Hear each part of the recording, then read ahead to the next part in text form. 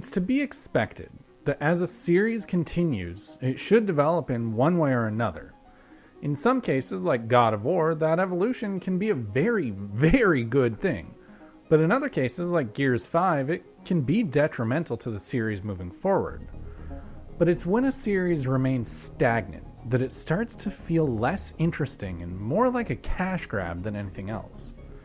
Luigi's Mansion is a series that hasn't had much time in the limelight, and as a result, it's been missing the opportunity to clearly define its personality and what it has to offer.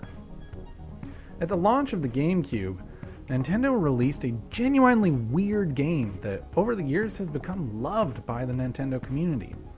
Now, in 2019, with what should have been a marriage of what made the first two entries in the Luigi's Mansion series good, the third outing kind of misses the mark while falling into some familiar pitfalls. Welcome everyone. Welcome back to LegalSpeak, a ColdNorth production. I'm the Law Morris, and this is the video essay series in which I get to talk about the games I've been playing and what I think of the medium as a whole. The GameCube is my favorite console of all time, and the game I got on launch day was Luigi's Mansion, so it inherently holds a special place in my heart. Now, with the third entry in the series, I fear I may be chasing the ghost of what Luigi's Mansion started as. Let's talk about Luigi's Mansion 3.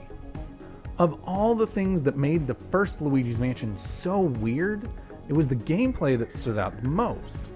Luigi's Mansion was the Mario game Nintendo had to offer at the launch of the GameCube, putting the same weight on its back as Mario 64 and Super Mario World had carried before it. And the gameplay of Luigi's Mansion was different to say the least. The act of exploring the mansion, sucking up ghosts, and unlocking new areas wasn't at all what players had come to expect from a Mario game, but it's something we warmed to nonetheless.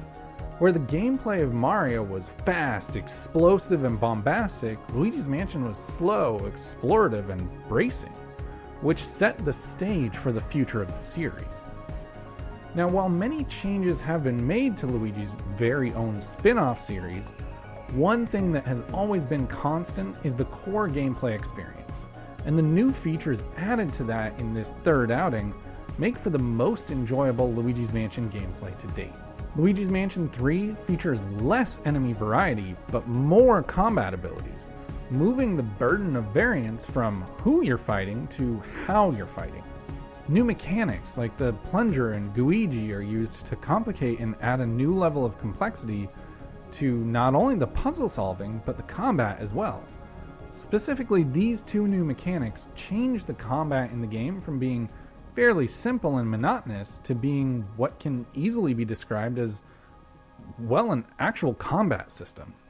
And on top of all of this, Luigi now has the ability to slam ghosts either into each other or other items around the room, which is just incredibly satisfying. Combat is excellent in Luigi's Mansion 3, and while it isn't the best part of the game, it is sadly the most consistent part of the game. The other major part of gameplay in any Luigi's Mansion game is puzzle solving. Just like combat, the puzzles are at an all-time high for the series, but unlike combat, they don't stay there. It seems as though for every gratifying gem found behind a 3-step puzzle off the beaten path, there's also an offensively obtuse door or hidden pathway needing to be revealed via the dark light that's mandatory to progress. I understand hiding the optional collectibles behind those sorts of barriers with no indication to the fact that it's there. In fact, I would even encourage that behavior, as it functions as a type of reward for the completionists of the world.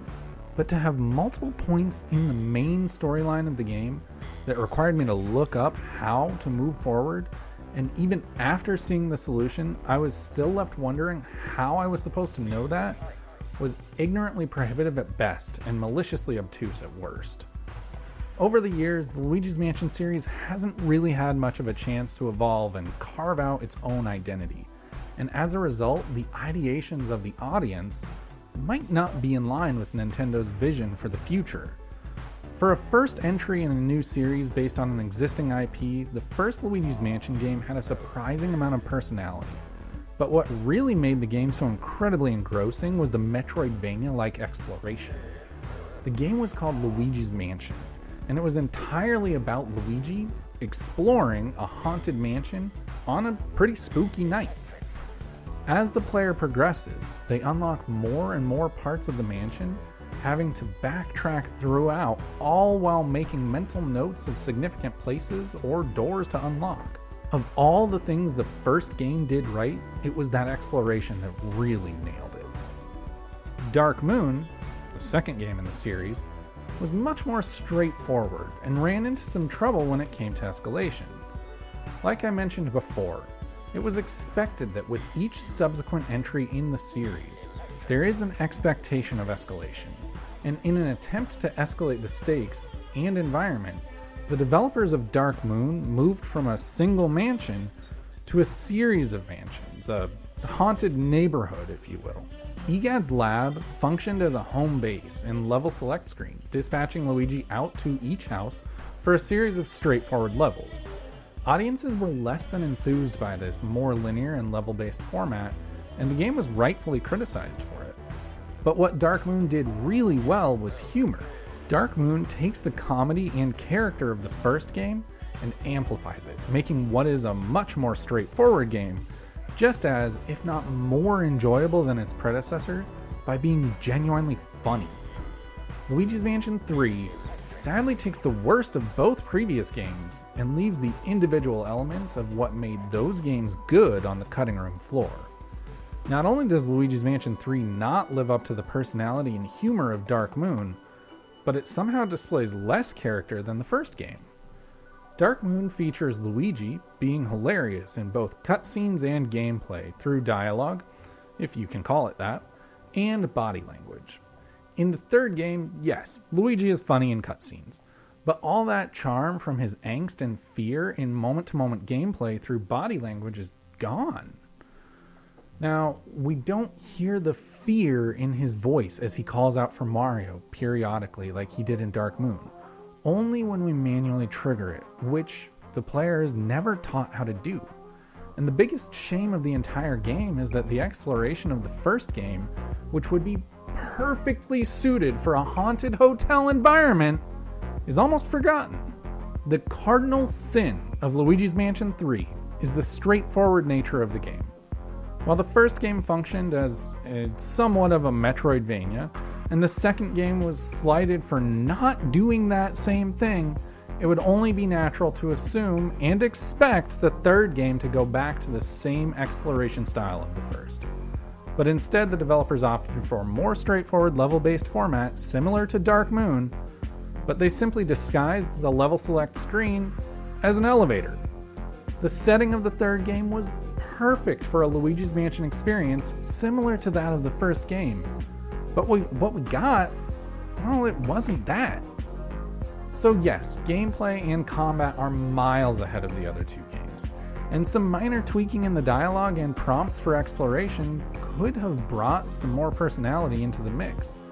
But ultimately, the missed opportunity of a haunted hotel to explore and learn every nook and cranny of, and instead getting themed levels that the player is very rarely asked to return to, just makes it impossible to rank Luigi's Mansion 3 anywhere but at the bottom of the barrel for this series.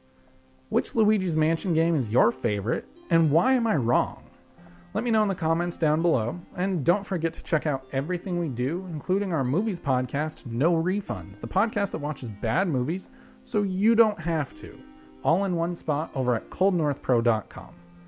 I'll be back next week talking about something else entirely, so until then, just go play some games.